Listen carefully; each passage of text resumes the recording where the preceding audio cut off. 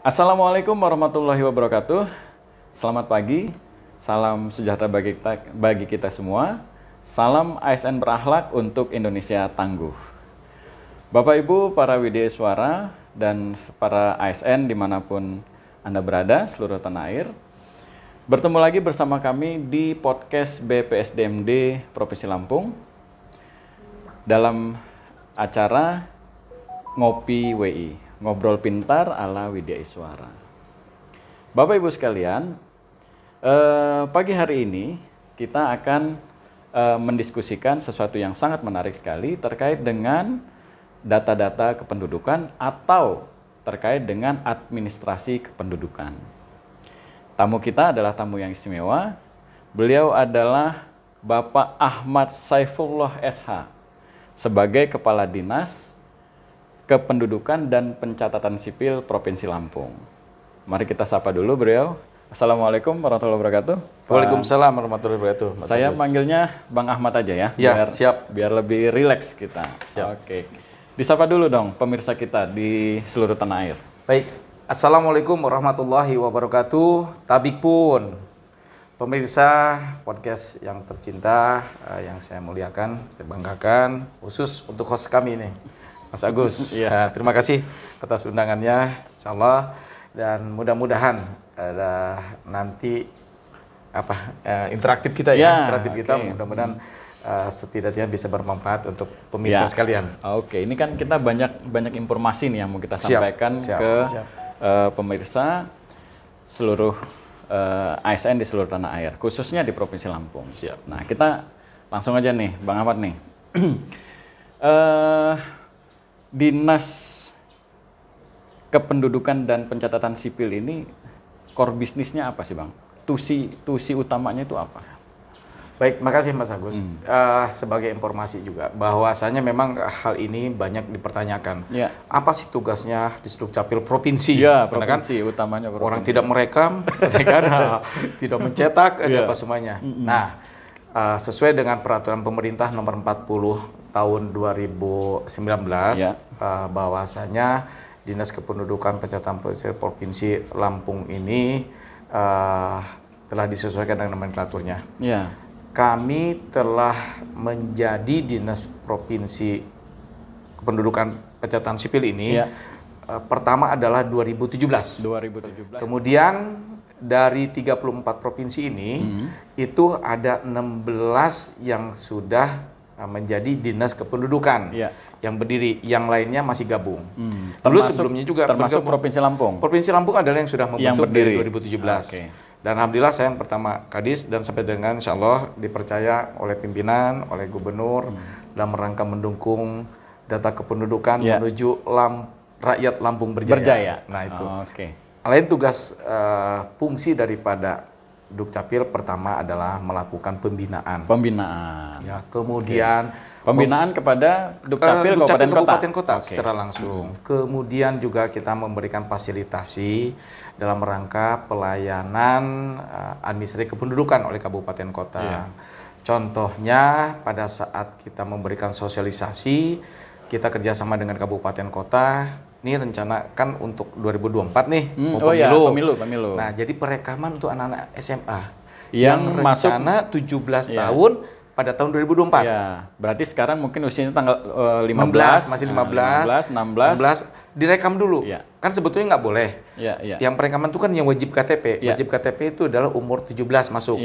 Nah, karena ini dalam rangka nanti mempercepat, artinya supaya jangan nanti pada saat mau pemilu baru rame-rame, akhirnya berdesakan, sehingga pada waktu dia 17, pada waktu pemilu, hak pilihnya tidak bisa, karena kan azasnya berdasarkan KTP elektronik tersebut. Kan mungkin termasuk juga kalau misalnya yang masih 15, tapi dia sudah masuk, karena masuk sebagai kelompok pemilih, karena dia sudah menikah. Ya, 15 tahun kan bisa saja kan, ada kan 15, 16 memang diperbolehkan gitu. Diperbolehkan. Nah, itu kita memfasilitasi, kemudian kita melaksanakan monitoring, evaluasi terhadap kinerja Kabupaten Kota juga, karena sesuai dengan Undang-Undang Nomor 23 tahun 2006 yang telah dirubah dengan Undang-Undang 24 tahun 2013 tentang administrasi kependudukan. Ada tugas-tugas khusus dari provinsi itu yang harus melaksanakan. Satu juga penyajian data kependudukan skala provinsi. Oh gitu. Ya. Karena kan ada anggapan nih, provinsi ini kan nggak punya penduduk, nggak punya wilayah gitu. Karena penduduknya kan penduduk kabupaten kota gitu kan. Nah, wilayahnya juga wilayah kabupaten kota. Ini gimana apakah di sini? Ini kadang-kadang saya juga selalu mungkin para pemirsa ya suka mengatakan bahwa provinsi tidak punya wilayah. Iya. Sekarang kita tanya nih, sepertinya mungkin pemirsa pada waktu kasih alamat, ditanya pada waktu pembelian online, pasti kan lengkap tuh. Iya. Desa, jalan, desa, RT, kelurahan, kemudian kecamatan, kabupaten, dan pasti ada provinsinya. Dan bahkan sekarang sudah ditanya berapa luas wilayah kabupaten, luas wilayah provinsi. Berarti provinsi itu punya wilayah. Itu kan Indonesia aja punya wilayah. Nah, sebagai perpanjangan tangan pusat itu kan provinsi tuh. Nah, gubernur kan artinya. Berarti punya wilayah. Betul. Hanya mungkin secara fungsional tugas-tugasnya berbeda-beda begitu berbeda, karena kan mungkin provinsi itu kayak gubernur kan, artinya secara otonomi daerahnya kan ada di kabupaten. Tapi wilayah punya. Kabupaten wilayahnya gubernur. Lah, gubernur dipilih penduduknya kan penduduk kabupaten kota. Lampung kan istilahnya. Nah, itu pemahaman saya. Jadi sebetulnya provinsi punya wilayah loh. Oke. Gitu. Nah, kalau kita bicara soal wilayah Lampung. Bagaimana data kependudukan di wilayah Lampung ini, Bang Ahmad? Alhamdulillah kan sih. Laki-laki, perempuan dan sebagainya. Betul. Jadi memang saat ini nih ada peningkatan di angka penduduk perempuan, wanita. Di Indonesia juga, di Indonesia, termasuk di Lampung juga. Saya mengambil data dulu untuk 2021, karena kan data kita itu disajikan, data bersih dari Kemendagri itu, dari Dirjen Dukcapil itu 1 tahun 2 kali. Yaitu semester 1, semester 2. Semester 1 itu dari tanggal 1 Januari sampai dengan 30 Juni. Kemudian semester 2 itu dari 1 Juli sampai 31 Desember. Nah, pada waktu semester 1-nya 2021 itu kita itu ada 8.882 ini yang angka semester 2 ya. Semester 2 ya? Ya, yang Juli terakhir. Desember ya? Ya, Desember yaitu 8.882.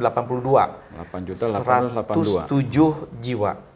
Nah, di mana itu untuk jumlah perempuan ya?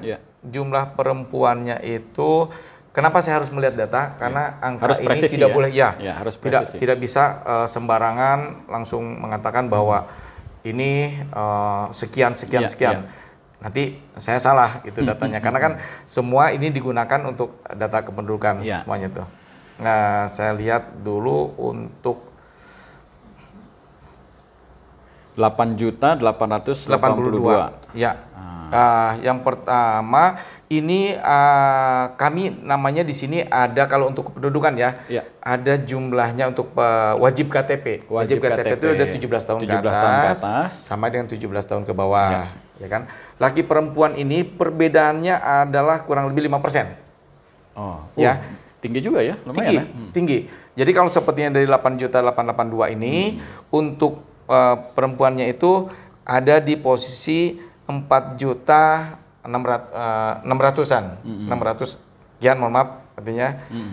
Tapi kalau yang untuk laki-lakinya ada 4.200.000. 200. Ini kan sudah angkanya sudah lumayan juga nih.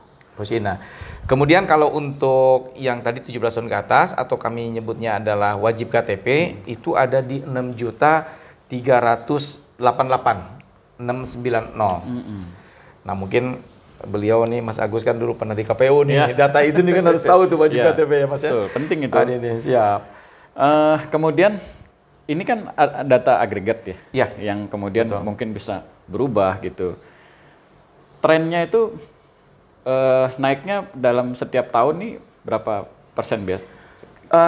Jadi begini, fleksibel sih. Kenapa? Karena kan data kependudukan ini dipengaruhi daripada pindah datang. Nah itu penting tuh. Sirkulasinya itu udah pindah datang. Kadang-kadang tahun ini bisa saja kita naik angkanya, dikaitkan mungkin ada yang pindah, ada yang masuk, kemudian juga angka kelahiran tinggi. Banyak yang datang atau keluar? Untuk sementara ini dari 2019 ya, saya lihat itu memang cenderung agak nurun. Oh begitu? Iya, nurunnya 100.000, oh, 200.000. Nah, kemarin aja dari semester 1 ke semester 2, itu turunnya itu 8, tadinya kan 8.883, ya kan? Turunnya 1.000. 1.000 sih, ini paling kecil. Karena sebelumnya sempat 9 juta. 2020 itu sempat 9 juta. Oh. Ya, 9 juta 054. Nah, ada hasil riset lah gitu ya. Ternyata penduduk kabupaten kota itu termasuk juga mungkin provinsi begitu. Antara penduduk malam dengan penduduk siang tuh berubah gitu. Karena pergerakan kerja dan sebagainya itu benar itu ya. Jadi begini, kalau hal itu sebetulnya Dinas Kependudukan tidak artinya secara pengurusannya tidak pada posisi itu, mungkin itu lebih banyak dilakukan oleh BPS. BPS ya. Ya, kenapa? Karena BPS itu data kami kadang-kadang orang mengatakan bahwa BPS dengan pendudukan kok berbeda. Sebetulnya sekarang tidak. Karena BPS pun juga sudah menggunakan data dari kita. Basisnya adalah data dari Capil. Kemudian dipakai oleh BPS. Hanya saja ada perbedaan bahasanya, yaitu secara de jure dan de facto. De facto. De jure ini antara BPS dengan kita sama. Oke. Ya. Kalau de facto pasti berbeda. Kenapa de facto itu berbeda?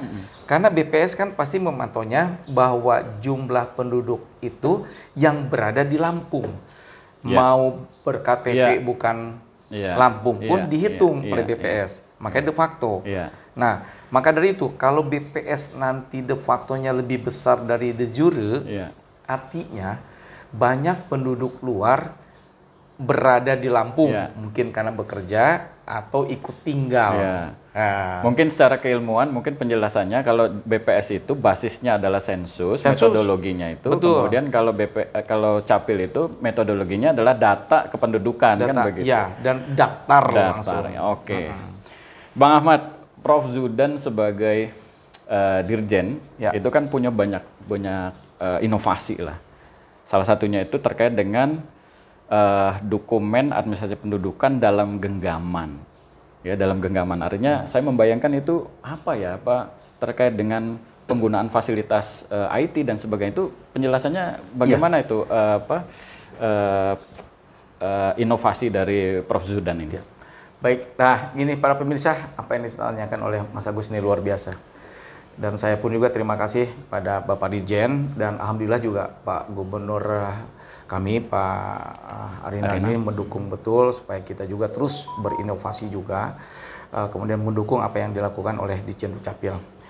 Yang disampaikan adalah dokumen kependudukan dalam genggaman. Kalau dulu mungkin sebelumnya dicanangkan ada digital ID. Digital ID. Okay. Nah, digital ID itu yaitu di KTP ada di dalam Android. Ya, jadi nanti di situ selain ada KTP, ada kartu keluarga, kemudian ada NPWP, kemudian BPJS, termasuk Peduli Lindungi pun juga nanti masuknya posisi di sana. Jadi sertifikat itu ada di sana. Nah, maksudnya adalah karena banyak permintaan masyarakat. Kenapa saat ini pada waktu kita contoh lah ya, kita membeli tiket nih online dari Traveloka di apa semua kan sudah muncul tuh tiket, datang kita mau lihat cuman tunjukkan, ya kan tiketnya, sudah jadi. Betul. Ada yang mau mencetak ya sudahlah, artinya pada posisinya karena memang mungkin sebagai administrasi. Nah kalau ini permohonan masyarakatnya karena banyak orang keluar dompet lagi, keluar lagi, akhirnya banyak yang rusak lah, banyak yang patah. Artinya konsepnya itu adalah digitalisasi untuk memudahkan lah ya, memudahkan penggunaan atau terkait dengan data-data kependudukan yang kalau misalnya kita keluarkan gitu tidak merusak fisiknya. Satu itu. Ya. Yang kedua, ini memudahkan masyarakat, jadi tidak ada lagi nanti, waduh saya kehilangan, katanya kan, kehilangan KTP, kehilangan kartu keluarga, karena sudah ada di sini. Itu, kalaupun sepertinya mau minta persyaratan.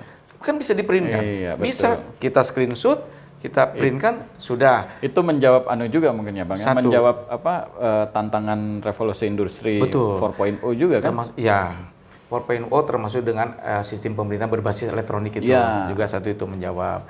Kedua, dan inilah inovasi yang kedepannya juga, ini biaya negara. Oh ya? Kan pencetakan KTPL itu demikian. Oh iya, beberapa tahun yang lalu kan kita punya kendala pencetakan KTP karena belangko. Kurang. Belangkonya. Pada situ kurang. Karena proses lelang kan yang masih memerlukan waktu sehingga harus ini dulu kan. Nah, kalau dengan digital ID insya Allah artinya bahwa nanti penduduk ini dimudahkan. Pertama juga mengenai anggaran biaya tadi pencetakan, hilang juga tidak terlalu khawatir dapat semua. Cuman hanya tadi itu, mungkin juga tadi tidak terlepas penduduknya harus memiliki Android. Karena inovasi itu, Bang Ahmad, sepemahaman saya biasanya ada juga kendala-kendalanya kan gitu kan. Betul. Apa nih yang dihadapi dalam digital ID atau administrasi kependudukan dalam genggaman nih, kendalanya apa saja? Baik, jadi kendala itu pasti selalu ada. Apalagi inovasi berkaitannya dengan berbasis elektronik, itu tidak lain pertama ada pasti jaringan. Nah, karena di Provinsi Lampung ini kan ada beberapa daerah yang masih blank spot ya. Oh ya. Tapi alhamdulillah kami selalu koordinasi juga dengan Diskominfo. Dan sekarang itulah dari perintah Pak Gubernur, gimana caranya daerah-daerah ini sudah tidak ada lagi blank spot. Kami kerjasama dengan Dinas Pemdes juga berkaitan dengan Smart Village ya. Nah, di pengadaan tersebut, makanya insya Allah kalau untuk Lampung, saya yakin lah dalam 2022 ini blank spot itu sudah tidak ada lagi. Nah, ini kendala yang utama. Yang pertama. Yang kedua mungkin tadi itu ya, tidak punya ya gadget. Jangan khawatir. Siapa tahu dari masyarakat Dukcapil ada gitu. Nah, itu kalau pengadaan mohon maaf para pemirsa itu tidak diadakan. Jadi nggak usah khawatir. Bagi yang tidak punya Android, KTP secara fisik itu tetap berlaku. Tetap berlaku. Tapi kan sekarang sesuai dengan pemantauan ya, survei yang ada, 90% penduduk Indonesia punya gadget. Oke. Itu terkait inovasi dari Dirjen Dukcapil, Prof. Zudan. Termasuk juga yang pencetakan data kependudukan mandiri itu. Jadi gini. Jadi kalau saya ingin mencetak KK nggak perlu ke Capil lagi. Nggak usah ke Capil. Nah, ini namanya inovasi yang sekarang ini namanya pelayanan online. Pelayanan online. Terus sekarang itu untuk dokumen kependudukan itu sudah tidak ditandatangani lagi oleh kepala dinas secara fisik, tapi sudah menggunakan tanda tangan elektronik, barcode, atau TTE, barcode sekarang. Itu juga termasuk bagaimana cara mengeceknya adalah di Android kita kan ada tuh di Play Store ya, barcode. Itu dilihat saja. Kalau nanti keluar bentuknya memang dengan dokumen kependudukan, artinya itu asli. Itu saja akan terlihat nama kita sesuai dengan datanya yang ada. Nah, inilah pelayanan online yang dilakukan. Kemudian juga kabupaten kota sudah punya pelayanan online baik website, aplikasi ataupun juga yang berbasis gunakan Play Store kan, sehingga masyarakat tinggal mendaftar saja, ingin merubah apa semua, kemudian ada persyaratannya, diproses, dikirim dokumennya berbentuk PDF.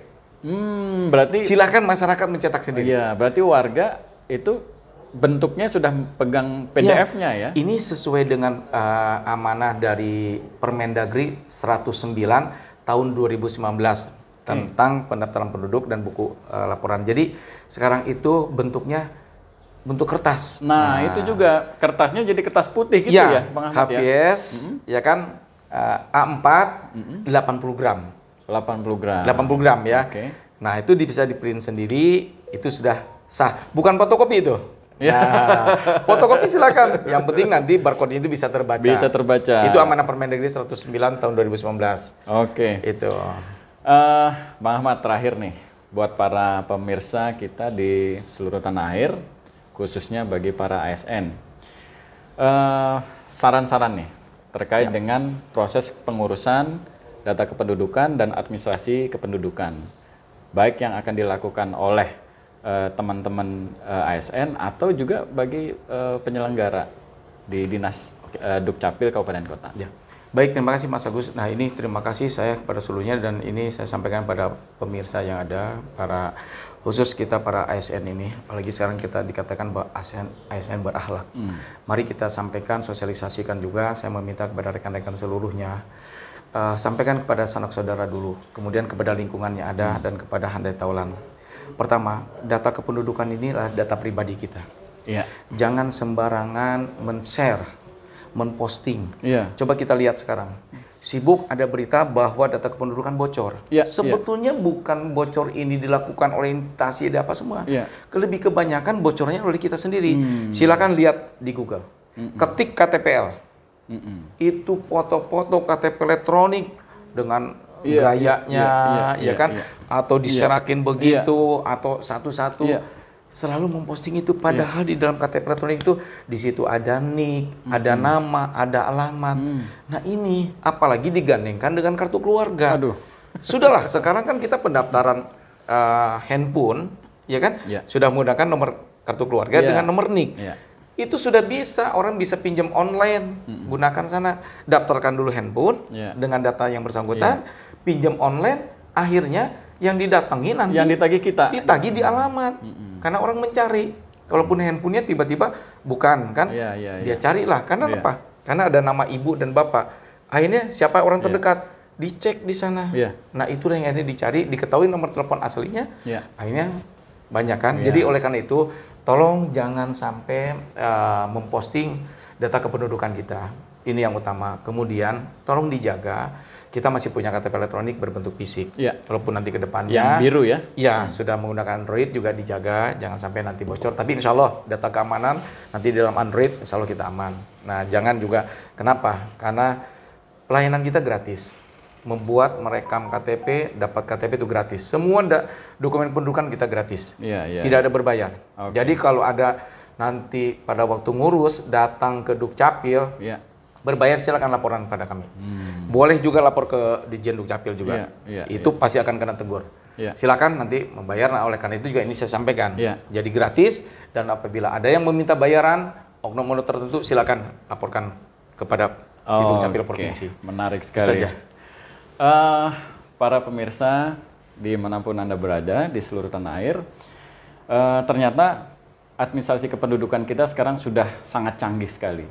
Sudah basisnya adalah basis online, paperless, dan sistemnya juga sudah terjamin. Pengurusan data kependudukan juga semakin mudah dan semakin murah. Bapak Ibu sekalian, pesan tadi dari Kepala Dinas Dukcapil Provinsi Lampung, Pak Ahmad Saifullah, jangan kita terlalu mudah untuk mengumbar atau menunjukkan data kependudukan kita, terutama KTP dan KK, itu di media sosial. Karena bisa disalahgunakan oleh oknum-oknum atau pihak-pihak tertentu yang akan mengambil keuntungan dari dipublikasikannya secara pribadi data kependudukan kita. Kita bertemu lagi dalam tema-tema yang lain dalam podcast kita di BPS DMD Provinsi Lampung, Ngopi WI, Ngobrol Pintar ala Widya Suara. Assalamualaikum warahmatullahi wabarakatuh.